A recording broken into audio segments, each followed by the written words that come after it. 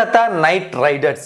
So ఒకసారి మీరు వాళ్ళ స్క్వాడ్ చూడొచ్చు అనమాట. Batsmens, wicket keepers, allrounders, fast bowlers, spinners, బాగానే కనిపిస్తుంది స్క్వాడ్.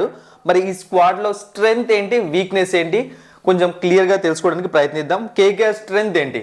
ఫస్ట్ కేకేఆర్ కోర్ ప్లేయర్సే వాళ్ళ స్ట్రెంగ్త్. అంటే వాళ్ళు రిటైన్ చేసుకున్నారు కదా, రిటైన్ చేసుకున్న వాళ్ళతో పాటుగా ఆల్రెడీ వాళ్ళ పాత వాళ్ళని కొంతమంది తీసుకున్నారు. ఆల్మోస్ట్ చూశారు అంటే మీరు స్క్వాడ్ మొత్తం గమనిస్తే 8 to 9 పీపుల్, అంటే వాళ్ళ ప్లేయింగ్ 11 వాళ్ళ ప్లేయర్స్తోనే నిండిపోయింది. కొత్త వాళ్ళు రావడానికి ఛాన్స్ లేకుండా వాళ్ళే తెచ్చుకున్నారు మొత్తం అందరినీ. రిటైన్ చేసుకున్న వాళ్ళు, ఆక్షన్లో కొనుక్కున్న వాళ్ళు.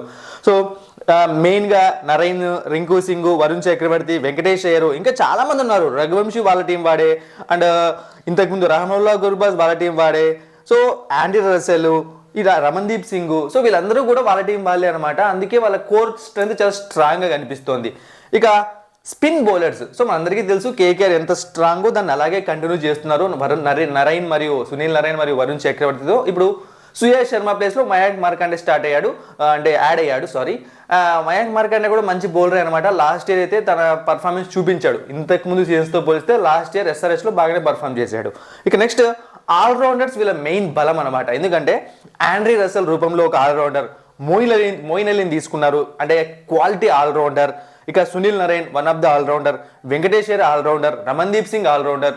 సో చాలా ఆల్రౌండింగ్ డిపార్ట్మెంట్ చాలా స్ట్రాంగ్గా కనిపిస్తుంది అనమాట. ఇదే వీళ్ళ మెయిన్ స్ట్రెంగ్త్ అనేది ఇదే అనమాట. ఇక వీక్నెస్ విషయానికి వచ్చాము అంటే కెప్టెన్సీ ప్రాబ్లం. సో వెంకటేష్ అయ్యర్ని కెప్టెన్ చేస్తారంటున్నారు, ఓకే, మనకి ప్రాబ్లం లేదు. కానీ ఆ ఎక్స్పీరియన్స్ లేదు కదా వెంకటేష్ అయ్యర్కి మాత్రమే కాదు, వీళ్ళ టీంలో చాలా మంది ప్లేయర్స్ ఉన్నారు. అంటే ఓవర్సీస్ వాళ్ళకు మాక్సిమం 99.9% కెప్టెన్సీ కేకేఆర్ ఇవ్వదని నా ఫీలింగ్. ఒకవేళ ఇస్తే కూడా ఆల్రౌండర్స్కే ఇవ్వాలి, నరైన్కో లేకుంటే రసెల్కో, క్వింటన్ డీగాక్. సో బట్ అలాంటి పనులు చేయదనిపిస్తుంది. సో వెంకటేష్ అయ్యర్కే ఇస్తుంది. సో ఎలా చూసుకున్నా సరే ఆ ఎక్స్పీరియన్స్ అనేది కనిపించట్లేదు. ఎంత పెద్ద లీడర్ అయినా సరే తప్పులు జరుగుతాయి, ఆ తప్పుల నుంచి నేర్చుకుంటూ ముందుకు వెళ్తాడు అనమాట. ఆ ప్రాబ్లం వచ్చే అవకాశం ఉంది వెంకటేష్ అయ్యర్ రూపంలో. ఇక నెక్స్ట్ ఫిట్నెస్ ఇష్యూస్ ఉన్న ప్లేయర్స్ చాలా మంది ఉన్నారు వీళ్ళ స్క్వాడ్లో. రసెల్ చాలా ఇష్యూస్ వస్తాయి, వెంకటేష్ అయ్యర్ కూడా కొన్ని ఇష్యూస్ ఉన్నాయి, అన్రిచ్ నాట్జేక్ ఇష్యూస్ ఉంటాయి. వరుణ్ చక్రవర్తికి అయితే ఘోరమైన ఇష్యూస్, ఫిట్నెస్ ఇష్యూస్. ఒకనొక స్టేజ్లో కొన్ని అలిగేషన్స్ కూడా వచ్చాయన్నమాట. IPL టైంలో ఇతనికి ఇంజెక్షన్స్ వేయించి ఆడించారు. సో నీ ఇష్యూస్ చాలా ఉన్నాయి, ఇలాంటి ప్రాబ్లమ్స్ ఉన్నాయన్నమాట. అండ్ ఇంకొక అంటే ఉన్న వాళ్ళతో కాకుండా సపోజ్ ఎవరికైనా ఇంకా ఎక్కువ ఫిట్నెస్ ప్రాబ్లమ్స్ వస్తే అన్నప్పుడు ఒక వీక్నెస్ ఏంటి అంటే lack of backup for Indian players అనమాట. అంటే ఇండియన్ ప్లేయర్స్ ఉన్నారనమాట వీళ్ళ ప్లేయర్స్, అంటే వీళ్ళ స్క్వాడ్లో. సో వాళ్ళు ఎవరికి కూడా మంచి బ్యాకప్స్ లేవు. బట్ ఓవర్సీస్ ప్లేయర్స్కి బ్యాకప్స్ కనిపిస్తున్నాయి, ఆల్రౌండర్స్ అవ్వచ్చు, ఫాస్ట్ బౌలర్స్ అవ్వచ్చు. కానీ ఇక్కడ ఇండియన్ ప్లేయర్స్కి బ్యాకప్ ప్రాబ్లం చాలా వచ్చే అవకాశం ఉందన్నమాట. ఒకరు ఇద్దరు ఇంపార్టెంట్ ప్లేయర్స్ ఎవరైనా సరే మ్యాచెస్ మిస్ అయితే ఆ ఇష్యూ కనిపిస్తోంది. ఇదనమాట కేకేఆర్కి సంబంధించిన పూర్తిగా స్ట్రెంగ్త్ అండ్ వీక్నెస్. ఇక నెక్స్ట్ గుజరాత్ టైటాన్స్. సో నాకు ఆప్షన్ చేసిన అన్ని టీమ్స్లో one of the best team అనమాట. చాలా మంచి ఆప్షన్ చేశారు, మంచి స్ట్రాటజీతో వచ్చారు. వీళ్ళ స్క్వాడ్ ఒకసారి చూసాము అంటే so Sai Sudharsan, Shubman Gill, wicket keepers Jos Buttler, Kumar Kushagra, allrounders ఏమో షెర్ఫేన్ రూథర్ఫర్డ్ తీసుకున్నారు, గ్లెన్ ఫిలిప్స్ వచ్చాడు, ఫాస్ట్ బౌలర్స్. సో చాలా బాగుంది స్క్వాడ్ కూడా, చాలా గట్టిగా కనిపిస్తుంది. సో ఫస్ట్ వీళ్ళ స్ట్రెంగ్త్ ఎందుకు చూద్దాం. టాప్ 3 ప్లేయర్స్ వీళ్ళ మెయిన్ స్ట్రెంగ్త్ అనమాట. అంటే సినిమాలో డైలాగులు ఉంటాయి కదా, వాడిని టచ్ చేయాలంటే ఫస్ట్ నన్ను దాటాలి అని చెప్పి, అలా Shubman Gill, Jos Buttler, Sai Sudharsan. So ఈ ముగ్గురిని దాటితేనే వాళ్ళ బ్యాటింగ్ ఆర్డర్ కొలాప్స్ అవుతుంది.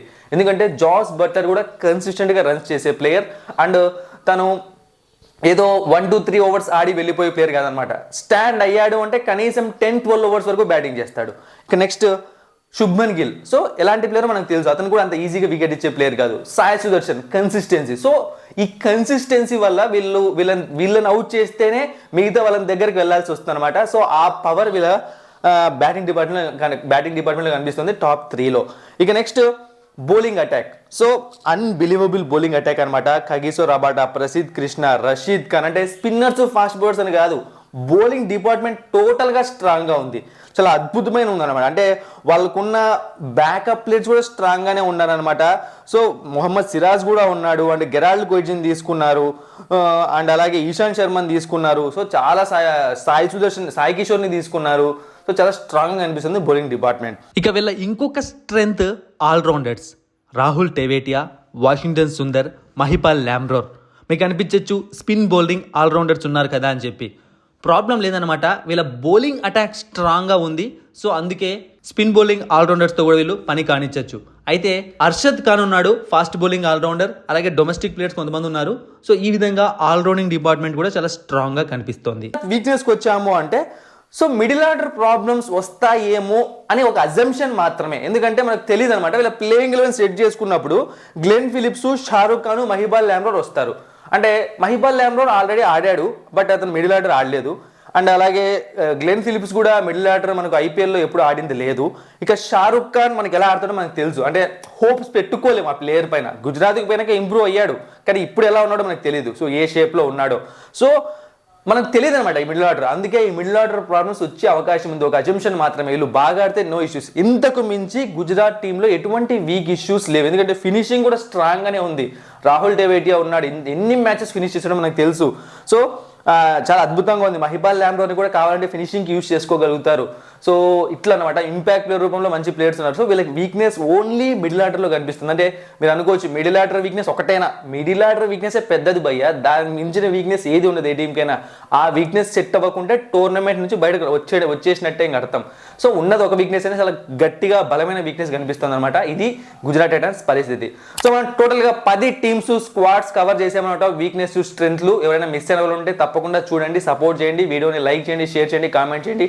Thank you for watching and supporting మీ. మరిన్ని ఇంట్రెస్టింగ్ వీడియోస్ కోసం సబ్స్క్రైబ్ చేయడం మర్చిపోకండి.